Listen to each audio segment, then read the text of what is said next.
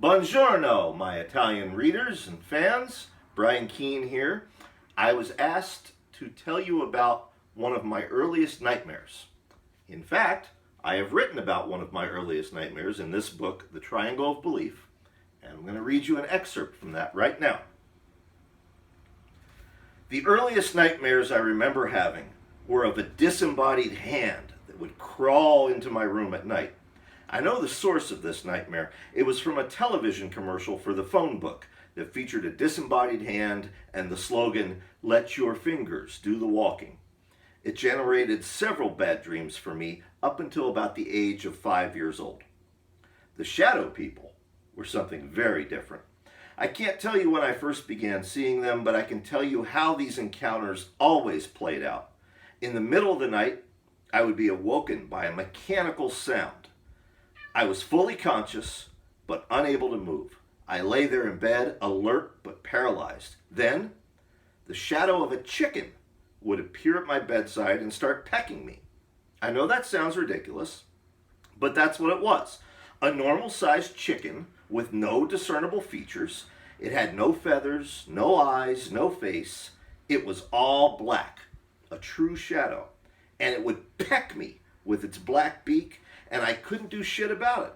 I'd lay there night after night, terrified, unable to move or scream or call out for help. Until one night, when I was able to break free. I don't know what changed. I don't know how I did it, but I was able to move, and I cried out for my parents. When I did, the chicken disappeared. My mother and father came into my room and comforted me as best they could, and seemed pretty freaked out in hindsight. As an adult, I chalked that reaction up to the alarm any parent feels when their child screams unexpectedly in the middle of the night. As a kid, I thought their demeanor was because of the scratch on my arm. A scratch that was bleeding slightly. A scratch that was in the exact spot where the chicken had been pecking me right before I broke through that paralysis. After that night, the chicken stopped visiting me. Then, around the age of 8 or 9 years old, the dreams returned. They always started out the same. I would wake up, hear the weird machinery, and find myself unable to move. But instead of a shadow chicken appearing at my bedside, it was shadow people. They usually came in groups of 3. Sometimes they entered the room through my bedroom door. Other times they appeared outside my bedroom window, which faced our large backyard. Like the chicken, the shadow people were entirely black and devoid of all features. They were humanoid, each possessing a head, 2 arms, 2 legs, but I remember them being taller and slimmer than the average human being. Sometimes the shadow people would speak to me. I never saw their mouths move because they didn't have mouths, but I heard their voices in my head. I don't remember what they said. I've tried. The only thing I recall with any certainty was them saying, "You are one." I don't know what it meant then. I don't know what it means now. But when I think about it, I get very uncomfortable. You are one. Unlike the chicken, the shadow people didn't peck me, but they did take me out of the room. Sometimes they moved me through the window. Other times they carried me through the bedroom door and down the hall and then out the front door. I was always gripped by that horrific paralysis, unable to scream or fight back. I don't know how they transported me. I don't even remember them touching me.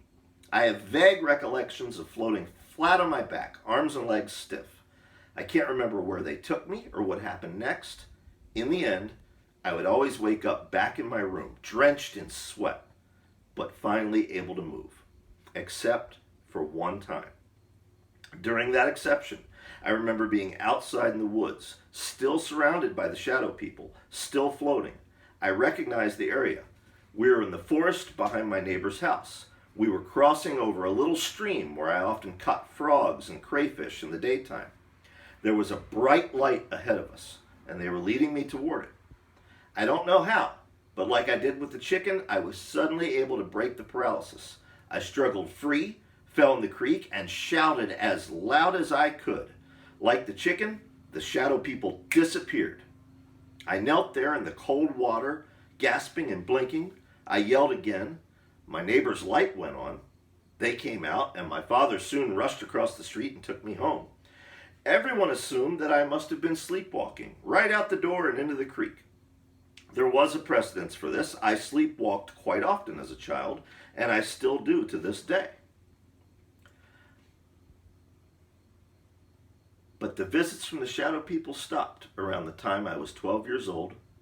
I never saw them again, and to this day I don't know what it was. Only a dream? Thank you.